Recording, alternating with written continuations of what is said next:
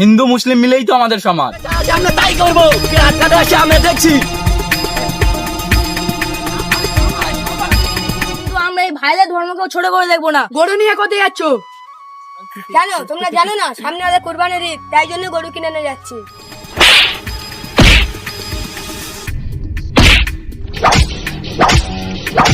দেখ ভাই, আমরা তো ছোট থেকে একসঙ্গে বড় হয়েছি, একসঙ্গে খেলাধুলা করে বড় হচ্ছি, তাহলে একটা পশুর জন্য যদি আমরা সম্পর্কটা নষ্ট করি আমাদের মধ্যে, তাহলে এটা দুঃখের বিষয় না? শুনেছিস ভাই এবারে ঈদের কোরবানি নাকি বন্ধ? হ্যাঁ, কিছু লোক আবার বলছে গরু নাকি কুরবানি করা যাবে না, গরু নাকি আবার ওদের মা। দেখ ভাই, আমরা তো বন্ধু মানুষ, আমরা একই গ্রামের ছেলে, অনেক জায়গায় কুরবানি নিয়ে ঝামেলা হচ্ছে। আরে তুই কি বলতে চাইছিস? কুরবানি তো আমাদের ধর্মীয় বিষয়। দেখ ভাই, আমরা সেটা মানি, কিন্তু যদি মনোভাব ঠিক থাকে তাহলে সমাজটা সুন্দর হবে। তাহলে কি আমরা কুরবানিটা বন্ধ করে দেব? দেখ ভাই, আমরা কোনো ঝামেলায় জড়াতে চাই না। কুরবানি মানে ত্যাগ আর আল্লাহর সন্তুষ্টি। ঠিক আছে ভাই, দেখছি কি করা যায়। আয় তোরা।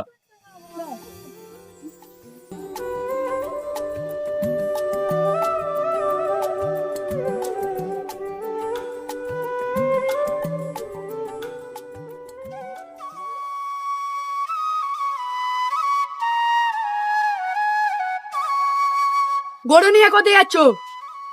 কেন তোমরা জানো না সামনে আমাদের কোরবানির ঈদ, তাই জন্য গরু কিনে নিয়ে যাচ্ছি।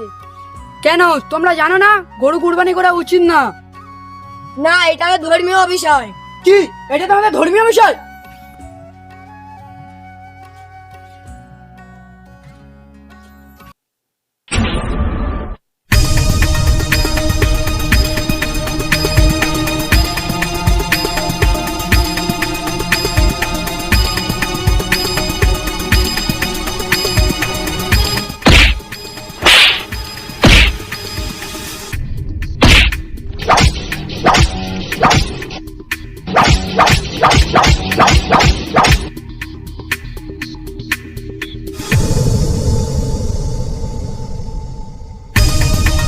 আমাদের ধর্মে যা আছে আমরা তাই করবো, রাতটা আসে আমরা দেখছি।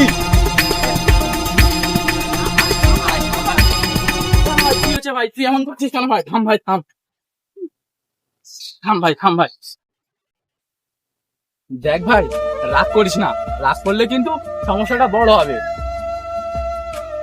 দেখ ভাই, আমরা তো ছোট থেকে একসঙ্গে বড় হয়েছি, একসঙ্গে খেলাধুলা করে বড় হচ্ছি, তাহলে একটা পশুর জন্য যদি আমরা সম্পর্কটা নষ্ট করি আমাদের মধ্যে, তাহলে এটা দুঃখের বিষয় না?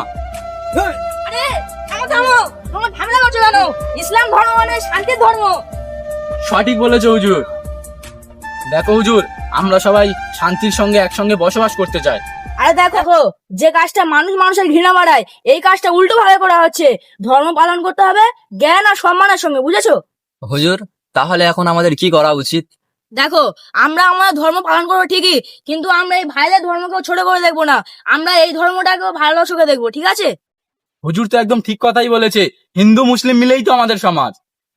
হুজুর, আমরা আলাদা ধর্ম হতে পারি, কিন্তু আমরা সব একই গ্রামের মানুষ। ভালোবাসা থাকলে কোনো ভেদাভেদ থাকে না। হ্যাঁ হ্যাঁ, আজ থেকে আমরা ঝগড়া নয়, শান্তির কথা বলবো।